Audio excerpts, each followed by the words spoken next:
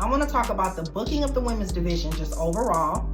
2, we're going to talk about how Charlotte and B-Fab did not give what it needed to give, okay?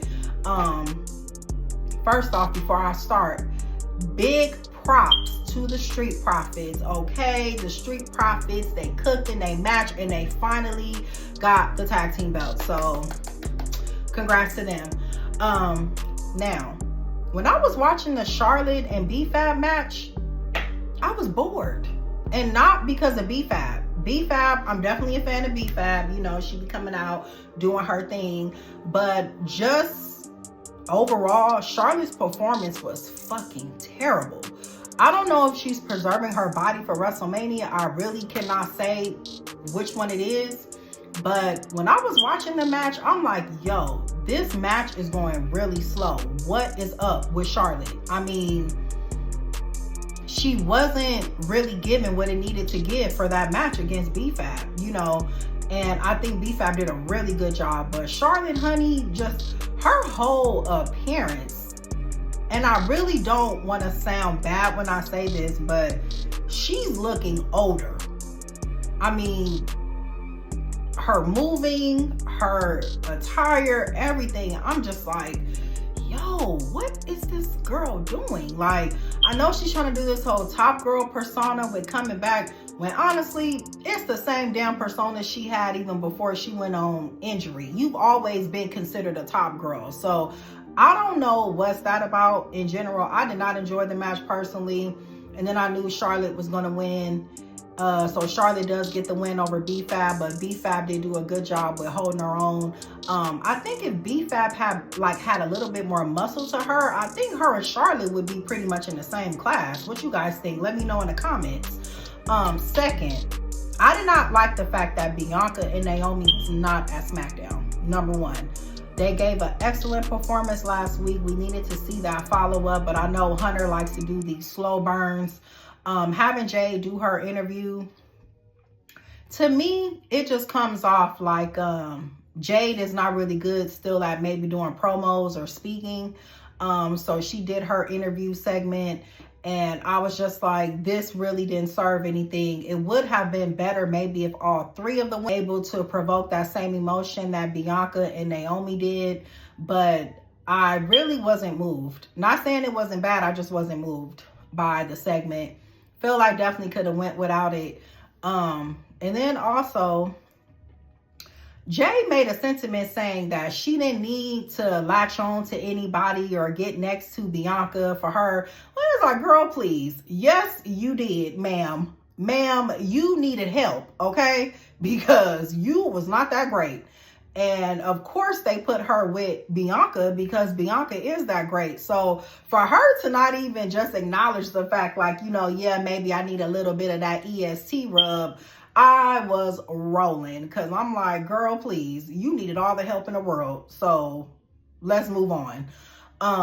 Third, the booking division for the women, and I'm just really waiting for things to really get better. Now, of course, things are better than before, of course, but just in hindsight, I feel like it's always just maybe 2 or 3 women at a time circulating, when the men's division, they have 6, 7, 8, 9, 10 top guys right now. You know, it's not really just Cody that's the top guy. You know, you have so many of them. Like, Cody is like the guy, but you have a lot of other top guys. And for the women, it's really hard to see this Charlotte and Tiffany's buildup. It's trash.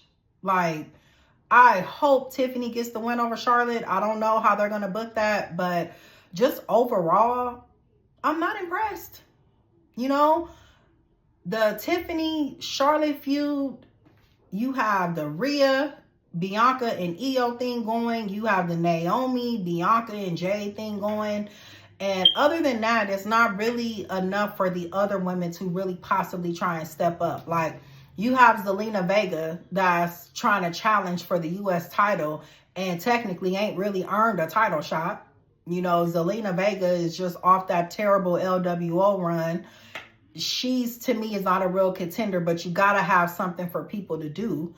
But just overall, I'm just like, you guys, like, what is Hunter really waiting for, because you know what? This is a better example. When you had Drew McIntyre and CM Punk feuding, this was happening around the same time that Cody was into it with Roman and the Bloodline, all of that.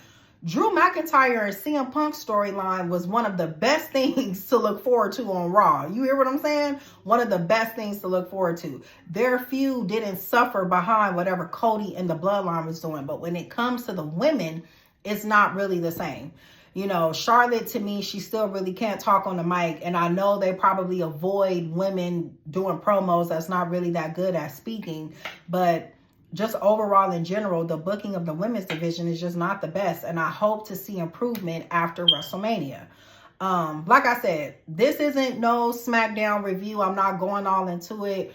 Can we get into Shinsuke? You know, Shinsuke Nakamura, he cracks me up every time I see him. Him and Drew McIntyre have the same similar facial expressions.